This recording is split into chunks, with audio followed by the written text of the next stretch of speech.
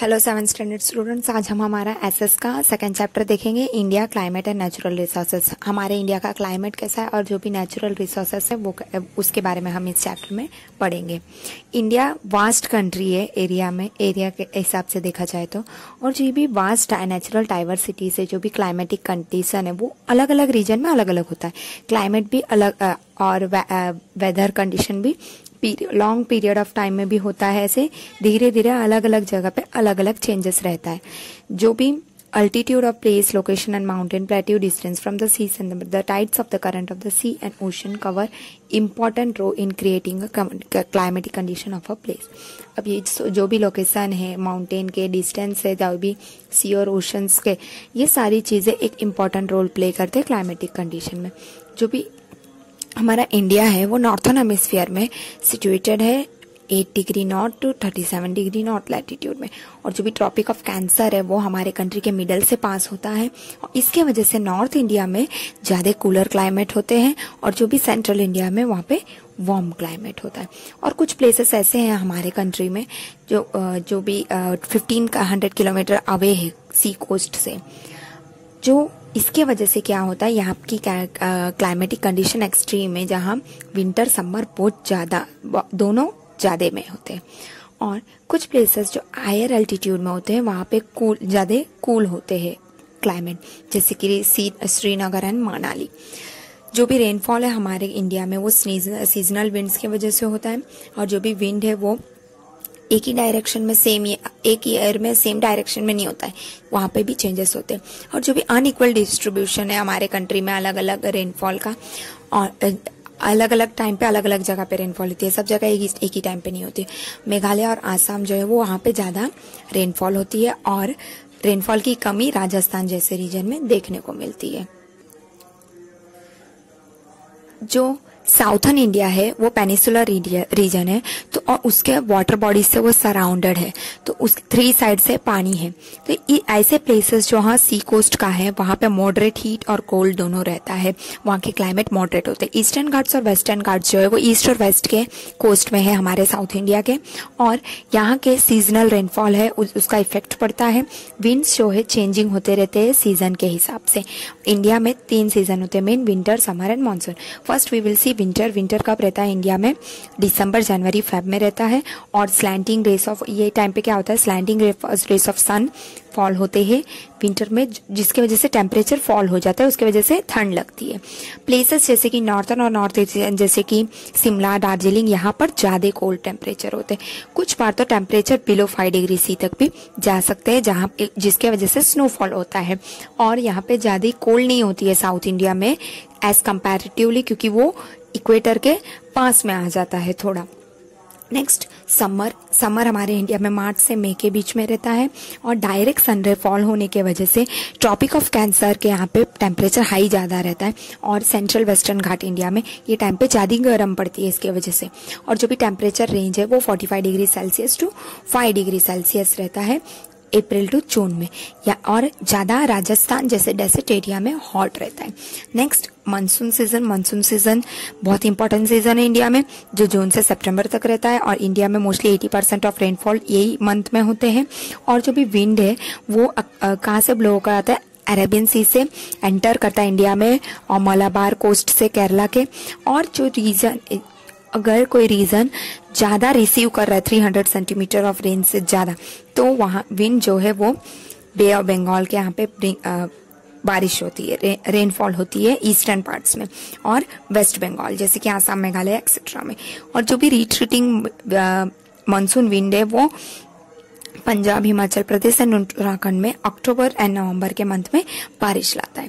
यहाँ पे annual rainfall of India का मैप में दिया है, कैसे कितने रेनफॉल होते हैं वो यहाँ पे दिया है इस मैप में। नेक्स्ट हम देखेंगे कि इफेक्ट क्या होता है हमारा क्लाइमेट पे, ह्यूमन बीइंग पे।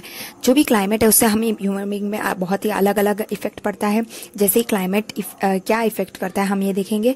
ये जो है वो हमारे डाइट में भी देखने को मिलता है चेंजेस, लाइफस्टाइल में हम खाना चेंज कर देते हैं, हमारा रहने का ढंग चेंज कर देते हैं, और हमारे नेचर में भी चेंजेस हो जाती है। और जैसे कि राजस्थान, वहाँ पे बहुत पानी की कमी है, तो इसके वजह से वहाँ के जो भी house wall have terrace to store water, वो लोग पानी को स्टोर स्टोर करके रखने के लिए टेरेसेस फॉर्म में भी बना के रखते हैं। और जो भी नॉर्थन इंडिया के लोग हैं वो लोग वुलन गारमेंट्स यूज़ करते हैं ताकि वहाँ के ठंड से वो लोग बच सके। और जो भी साउथ इंडिया के लोग हैं वो लोग कॉटन क्लॉथ यूज़ करते हैं ताकि हीट से वो लोग प्रोटेक्ट में रह सके। सो इससे हमें ये पता चलता है और डेजर्ट रीजन की इससे हमें ये पता चलता है कि जैसे जैसे क्लाइमेट चेंज हो रही है हम हमारे कपड़े का स्टाइल, खाने का सब हम चेंज कर रहे हैं, उसके हिसाब से हम अपने आप को बदल लेते हैं। जो भी डेजर्ट रीजन के लोग हैं वो लोग लूज कॉटन क्लॉथ पहनते हैं अपने आप को हीट से बचाने के लिए, और वो भी जो भी विंड है वहाँ पे उससे बचाने के लिए अपने हेड पे हैंडकरचीफ वो लोग बांधते हैं जिसकी वजह से उनकी बाल जो है वो सेव रह सके। और इस क्लाइमेटिक कंडीशन के वजह से जो भी गुजरात और जो भी बिजनेसेस में इन्वॉल्व है, पंजाब के मोस्टली सोल्जर्स होते हैं और जो नॉर्थन इंडिया के मोस्टली होते हैं एग्रीकल्चर में होते हैं। तो ऐसे अलग अलग टाइम के, और जैसे डेजर्ट रीजन है वो लोग एनिमल हस्बेंड्री में होते हैं। ऐसे अलग अलग लोग अलग अलग काम में रहते हैं। वीट जो है वो स्टेपल फूड माना जाता है गुजरात, और जैसे कि गुजरात के लोग का, और राइस और फिश जो है वो तमिलनाडु के लोगों का, और केरला और वेस्ट बंगाल के लोगों का स्टेपल फूड माना जाता है। अब हम देखेंगे रिसोर्सेस पहले होता क्या है। जो भी हमें एनवायरनमेंट से मिल रहा है और उसे हम स्टोर करके रख सकते हैं उसके क्वालिटी में, कैपेसिटी में और यूटिलिटी के बेस में, और उससे हम हमारे हेरिटेज मना रहे हैं, उसे हम क्या कहते हैं, रिसोर्स कहते हैं। रिसोर्सेस हमारे बहुत कुछ डिमांड पूरी करता है। उसका ऑब्जेक्टिव मेन्स ये है कि concentrate solution to at problem, हमारी जो भी प्रॉब्लम है उसकी वो सोल्यूशन जैसे है। जो भी पीपल थे अर्लियर के, वो लोग को मिनरल्स के बारे में नहीं पता था, तो वो लोग उससे मिनरल्स के बारे में नहीं पता था तो उसे एक रिसोर्स नहीं मानते थे। लेकिन जैसे जैसे मॉडर्न मैन हम डेवलप हुए, हमें मिनरल्स भी एक रिसोर्स के जैसा हम उसे यूज करते। फर्स्ट हम देखेंगे नेचुरल रिसोर्सेस। नेचुरल रिसोर्सेस में देखो 3 टाइप्स होते हैं, water resource, mineral resource and land resource. जो भी हमें नेचर से मिल रहा है वो नेचुरल रिसोर्स। वाटर रिसोर्स में वाटर जो है हमें रिवर, लेक, सीज एक्सेट्रा, ये सारी चीजें वाटर रिसोर्स में आएगा। और जो भी रिवर है हमारे इंडिया का वो 2 टाइप्स में है बेसिक, जहाँ से वो ओरिजिन हुआ। एक होता है नॉर्थन इंडिया का और एक होता है साउथर्न इंडिया का। सो हम इसके बारे में डिटेल में देखेंगे। रिवर ऑफ नॉर्थन इंडिया क्या होता है, यहाँ पे नाम दिया है सिंधु, गंगे, यमुना, ब्रह्मपुत्रा, ये सारे जो है वो पेरेनियल रिवर है नॉर्थ इंडिया के। गंगा को भागीरथी भी कहा जाता है। और जो ट्रायंगुलर फर्टाइल प्लेन नियर होता है डेल्टा रीजन में, वहाँ और एक डेल्टा रीजन फॉर्म होता है जहाँ एग्रीकल्चर अच्छे से हो सकता है। और जो गंगा और ब्रह्मपुत्रा जो मेजर वाटरवे है वो नेविगेशन पर्पस के लिए भी यूज होता है।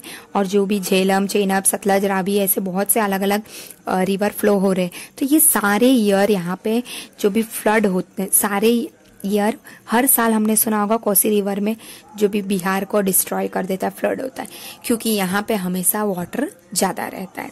नेक्स्ट हम देखेंगे साउथ इंडिया। साउथर्न इंडिया के जो भी रिवर से तापी, नर्मदा, महानदी, ये सेंट्रल एरिया में है। और जो भी नर्मदा और तापी है वो वेस्ट साइड में जाके मर्ज हो जाती है अरेबियन सी में। और जो गोदावरी, कावेरी, तुंगभद्रा, ये बे ऑफ बंगाल में जाके मर्ज होते हैं। और ये जो भी रिवर है ये हाई और स्लोपी रीजन में ये वाटरफॉल्स के जैसे भी फॉर्म करते हैं। और ये जो भी रिवर है ये वाटरवेज में नहीं यूज होते हैं और सिर्फ इरिगेशन पर्पस और हाइड्रो इलेक्ट्रिसिटी के पर्पस में यूज होते हैं। सी यहाँ पे दिया है रिवर का नाम और मल्टी प्रोजेक्ट जो भी है, कौन सा रिवर पे कौन सा डैम का प्रोजेक्ट है और कौन से स्टेट को वो प्रॉफिट होता है वो भी दिया है। और नेचुरल लेक का यहाँ पे दिया है टेबल में। और यहाँ पे भी कुछ स्टेट और रिवर और लेक्स के नाम दिए हैं। अब ये जो नर्मदा, यहाँ पे सरदार सरोवर का दिया है और यहाँ पे अभी नर्मदा प्रोजेक्ट हमारे गुजरात का बहुत ही बड़ा प्रोजेक्ट है। इसका मेन कैपेसिटी ये है कि जो भी नर्मदा प्रोजेक्ट वो पूरे दुनिया का सबसे बड़ा प्रोजेक्ट है। इसका लेंथ जो भी कैनल नेटवर्क है वो अप्रोक्सीमेटली 66,000 किलोमीटर तक का है। 8,215 विलेजेस, 135 सिटीज, इनको इतने सारे जगह पे ये ड्रिंकिंग वाटर की फैसिलिटी दे रहा है। 14 district, 75 taluka, 3,360 villages of Gujarat जो है इसकी इरिगेशन फैसिलिटी मिल रही है। ये सारी इस फैसिलिटी से नर्मदा प्रोजेक्ट का। नेक्स्ट हम देखेंगे मिनरल रिसोर्सेस। मिनरल रिसोर्सेस क्या होता है? मिनरल रिसोर्सेस में बायोटिक और अबायोटिक होते हैं जो भी हमें अर्थ के सरफेस में मिल रहे हैं। उसके बाद हम उसे अलग अलग कंपोनेंट्स में हम यूज करते हैं हाई प्रेशर देकर। हीट और प्रेशर देकर। जो भी ट्रेजर है, हमें जो भी मिल रहे मिनरल्स अर्थ के कोर में से, अर्थ के अंदर से, वो नेचुरल प्रोसेस से भी मिलते, बहुत से थाउजेंड्स ऑफ ईयर से पहले वो है, इसलिए हमें आज मिल रहा है। और जो भी मिनरल्स है वो हमें प्योर फॉर्म में नहीं मिलते, उसमें बहुत से इम्प्योरिटीज होते हैं। वो इम्प्योरिटीज के साथ जो होता है उसे ओर्स कहते हैं, जैसे कि आयन ओर और अलग अलग ओर। वैसे फिर उस ओर को रिफाइन किया जाता है, तब जाके हमें मिनरल मिलता है। ये मिनरल फाउंडेशन भी बहुत ही इकोनॉमिकली हमें फायदा भी होता है। अब मिनरल्स को 3 टाइप में डिवाइड किया है, metallic, non metallic and power generating. Metallic के एग्जांपल्स दिए, नॉन मेटेलिक्स के भी दिए और पावर जनरेटिंग के भी यहाँ पे एग्जांपल दिए गए हैं। नेक्स्ट इस पिक्चर में भी देखो कहाँ मिनरल्स कौन से स्टेट में है वो दिए हैं और कौन से मिनरल्स है वो भी दिए। नेक्स्ट हम देखेंगे मिनरल्स के यूसेस क्या है। जैसे मैंगनीज जैसे जो भी है वो केमिकल इंडस्ट्रीज में, पेस्टिसाइड, ग्लास, वार्निश और प्रिंटिंग इंडस्ट्रीज में यूज होता है। और कॉपर, इलेक्ट्रिक वायर मटेरियल और कॉइन्स और प्रिंटिंग इंडस्ट्रीज में यूज होता है। बॉक्साइड जो है वो इलेक्ट्रिक मटेरियल और कलर और एरोप्लेन्स और केरोसिन की प्यूरिफिकेशन और सीमेंट मेकिंग में भी यूज होता है। और माइका जो है वो रेडियो और टेलीफोन, एरोप्लेन, ग्रामोफोन ऐसे साउंड प्रूफ कर्टेन्स में यूज होता है। और जो भी फ्लोरस्पार है वो मिनरल्स जो है प्लास्टिक इंडस्ट्री, हाइड्रोक्लोरिक एसिड और चाइना क्ले बनाने की इंडस्ट्रीज में यूज होता है। नेक्स्ट हम देखेंगे लैंड रिसोर्स क्या होता है। जो भी लैंड रिसोर्स है वो कवर हो रहा है ज्यादा ट्रीज में, वो उसे फॉरेस्ट कहा जाएगा। जो भी लैंड एरिया कवर हो रहा है बहुत से ट्रीज में वो फॉरेस्ट कहलाएगा। और जो फॉरेस्ट है वो हमारे लिए बहुत ही इनवैल्यूएबल वेल्थ है हमारे नेशन का। अलग अलग टाइप्स के फॉरेस्ट है, अलग अलग क्लाइमेट है, 5000 टाइप्स ऑफ ट्रीज है हमारे इंडिया में। और इंडिया 10th रैंक में आता है अलग अलग वेजिटेशन के अवेलेबिलिटी में। हमारे एंशिएंट टाइम से यहाँ पे बहुत से मेडिसिनल हर्ब्स है, 2000 वेराइटीज ऑफ हर्ब्स हमारे इंडिया में पाए जाते हैं आयुर्वेदा के। हमारे इंडिया में एवरग्रीन फॉरेस्ट जो है वो नॉर्थ ईस्टर्न पार्ट में देखने को मिलते हैं, माउंटेनियस रीजन और अंडमान एंड निकोबार और आइलैंड में भी देखने को मिलते हैं। एवरग्रीन क्यों नाम दिया गया है? पर्टिकुलरली कुछ सीजन होते हैं जब ट्रीज जो है वो अपना लीव शेड कर देते हैं, तो उसके वजह से ये फॉरेस्ट जो है हमेशा ग्रीन रहता है इसलिए। और इस ट्रीज में मोस्टली 3 to 35 मीटर हाइट होते हैं। बाम्बू, टीक, महागोनी, शीशम ये सब मेन फॉरेस्ट के ट्रीज हैं। फिर डेसिडियस फॉरेस्ट कहाँ हमें विंध्याचल माउंटेन में देखने को मिलता है, सातपुड़ा हिल्स में, और फूट हिल्स ऑफ हिमालयास में, और वेस्टर्न घाट, ईस्टर्न घाट में भी हमें देखने को मिलते हैं। और यहाँ के ट्री टीक, साल, महमूदा, बैनियन, पीपल ये सारे मेन ट्रीज हैं। और ये ट्रीज अपने ऑटम सीजन में अपने लीव्स को शेड कर देते हैं। और फिर टाइडल फॉरेस्ट जो मैनग्रोव और ये सारे जो डेल्टा रीजन में हमें देखने को मिलते हैं, मैनग्रोव फॉरेस्ट सब, वेस्ट बंगाल, सुंदरबन, मैनग्रोव, सुंदरी पाम ये सब हमें को देखने मिलते हैं, या ये सारे फॉरेस्ट में देखने को मिलेंगे। फिर कोनिफरस फॉरेस्ट जो है वो हमें माउंटेनियस रीजन में देखने को मिलते हैं, जहाँ देवदार, पाइन्स, पर्च, बेरच ये सारे ट्री हम लोग को देखने को मिलते हैं। फिर thorny forest north west Punjab और वेस्ट हरियाणा और राजस्थान जैसे जगह पे देखने को मिलते हैं, और साउथ और वेस्ट उत्तर प्रदेश में भी देखने को मिलते हैं। और काकिया, केपर, कैक्टस ये सारी चीजें हमें, ये सारे प्लांट्स हमें वहाँ देखने को मिलेंगे। नेक्स्ट हम देखेंगे इम्पोर्टेंस ऑफ फॉरेस्ट। फॉरेस्ट हमारे लाइफ के लिए बहुत ही इंपॉर्टेंट है। हमें प्राइमरी से लेकर सेकेंडरी हर एक चीज वहां से मिल रही है। इकोनॉमिकली भी बेनिफिटेड है, हम इन्वायरमेंट के लिए भी बेनिफिटेड है। जो भी बोट्स है और स्टीमर बन रहे हैं वो भी सुंदरी और सुंदरबंस फॉरेस्ट से हमें मिलते हैं। फिर जो भी बास्केट बन रहा है, टॉयज बन रहे हैं, फर्नीचर बन रहे हैं, जो भी आर्टिस्टिक है वो बाम्बू से बनता है, वो भी हमें फॉरेस्ट से मिलते हैं। फिर ब्रूम्स यानी झाड़ू जो भी पाम ट्री और डेट लीव से मिल रहे हैं, और कतेचू के भी ट्री से बनते हैं। और पेपर पल्प मेन जो भी पेपर है वो चीट ट्री में से हमें मिलते हैं। देवदार ट्री से मिलते हैं पेपर, और टर्पंटाइन मेन चीट ट्री से मिलते हैं। और जो भी टी के बॉक्सेस, मैच बॉक्सेस ये सारी चीजें हमें मिलती है। स्पोर्ट्स इक्विपमेंट्स ये सारी चीजें भी हमें फॉरेस्ट से मिलती है। सीलिंग वैक्स जो भी वार्निश बनाने में यूज होता है, इंक बनाने में यूज होता है, ये सारी चीजें भी हमें फॉरेस्ट से मिलती है। अब फॉरेस्ट को हम कैसे बचा के रख सकते हैं, वो क्या क्या कर सकते हैं? कटिंग ट्रीज को बंद करना है और पनिशमेंट देना है जो ट्रीज को इलीगली कट करे, और ट्रीज उगाने चाहिए वेस्टलैंड में, और सबको मोटिवेट करना है कि उन्हें भी ट्री उगाए।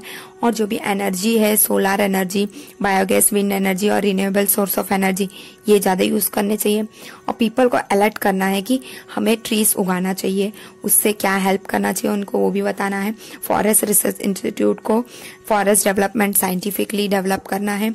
और जो भी एनवायरनमेंट है उनको क्रिएट करना कि इंडिया, ये हमारे हर एक इंडियन की रिस्पॉन्सिबिलिटी है इंडिया को बचाने के लिए, उसके फॉरेस्ट को बचाना सबका फर्ज है।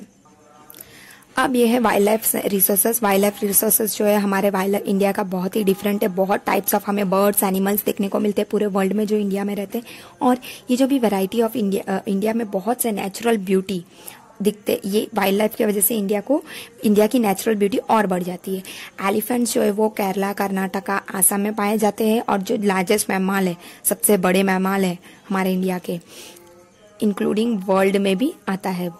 और ये वुड कैरी करने में और गुड्स को कैरी करने में भी मदद करता है फॉरेस्ट में। और वन हॉर्न राइनोसेरस इंडिया में पाए जाते हैं, जो यूनिक एनिमल है, जो मार्सी एरिया ऑफ आसाम और वेस्ट बंगाल में पाए जाते हैं। और जो वाइल्ड एस है, रैन ऑफ कच्छ में पाए जाते हैं। और लायन एंड टाइगर सिर्फ इंडिया में पाए जाते हैं। एशियाटिक लायन जो है वो गिर फॉरेस्ट में रहते हैं, गुजरात के। और जो भी वेस्ट बंगाल का रॉयल बंगाल टाइगर है वो 8 स्पीसीज ऑफ द वर्ल्ड में से एक है। और tigers mostly Madhya Pradesh, waste Bengal, Uttarakhand में पाए जाते हैं। और हिमालयस रीजन में टाइबेटियन बियर्स जो है वो हिमालयन रीजन में पाए जाते हैं। और डेडियापाड़ा फॉरेस्ट में पाए जाते हैं गुजरात के। लिपोड, हाइनास, ब्लैक बॉल और जो भी ये एनिमल्स है, डियर, ये सारे भी इंडिया में पाए। और कितने वैरायटीज ऑफ मंकीज है, लंगूर, गिब्बन, हुक्लू, बब्बून सब। और बहुत से बर्ड्स भी हमारे इंडिया में पाए जाते हैं, जैसे कि डक, ईगल, पैरट, कॉमन मैना, ये सारी चीजें भी पाए जाते हैं।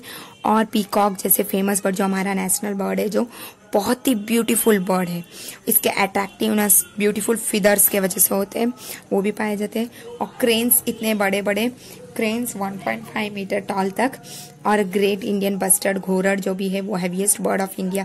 ये सारे अट्रैक्टिव बर्ड्स हमारे इंडिया में पाए जाते हैं। और भी बहुत से बर्ड्स है जो नल सरोवर ऑफ गुजरात में माइग्रेट होके आते हैं इंडिया से, कई और कंट्री से इंडिया में माइग्रेट होके आते हैं। 2.5 लाख बर्ड्स आते हैं mostly.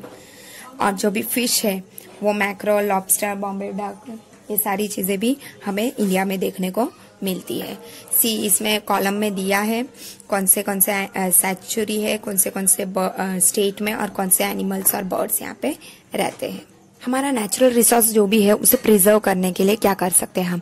Water main natural resources से nearly 2% of water he human के कंजप्शन के लिए यूजफुल है। तो इसे पोल्यूट करना हमें बंद करना है। उसे और इंक्रीज कैसे करें वो उसके बारे में हमें सोचना चाहिए। उसे वेस्ट नहीं करना है। और जो भी मिनरल्स है हमारे लिए गिफ्ट जैसे, उसे भी हमें कम से कम यूज करके प्रिजर्व करना है। और डिफॉरेस्टेशन जो कंटिन्यूसली होते जा रहा है उससे बहुत से वाइल्ड एनिमल्स भी डेंजर हो रहे, तो उसे भी बचाना है।